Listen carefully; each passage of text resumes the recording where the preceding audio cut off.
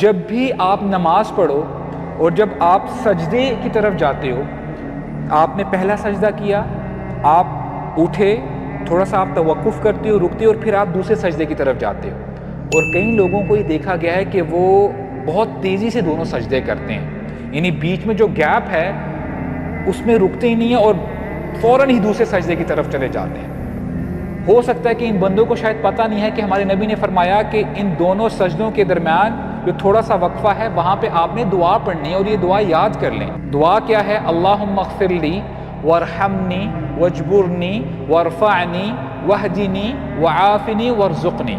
اب دیکھیں آپ 7 چیزیں مانگ رہے ہیں، اس میں سے جو پوائنٹ آف ریفرنس ہے جس کے اوپر ہم آج بات کر رہے ہیں، واجبرنی.